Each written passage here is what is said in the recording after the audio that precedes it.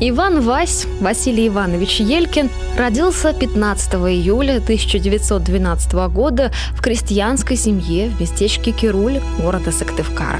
Оставшись без отца, ему пришлось бросить учебу и начать работать.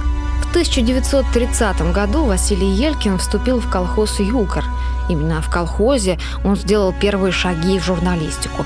Его избирали секретарем комсомольской ячейки и редактором «Стенной газеты». В «Стенной газете» он печатал свои первые стихотворения. Василий Елькин после окончания курсов газетных работников работал в коми-книжном издательстве, затем в журнале «Ударник».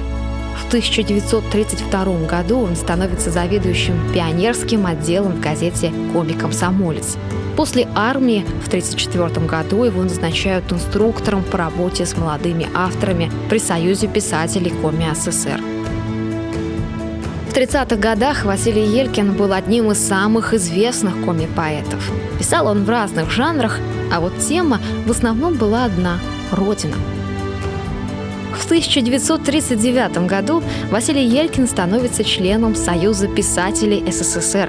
Тогда же выходит его первая книга стихов «Шут Йылыч Щылом» «Песни о счастье». На начало Великой Отечественной войны Елькину было всего 29 лет. В числе первых он ушел на фронт защищать родину. Попал на Волховский фронт. Погиб Василий Елькин 21 марта 1942 года при защите Ленинграда. Похоронен в братской могиле под Ленинградом возле деревни Шала.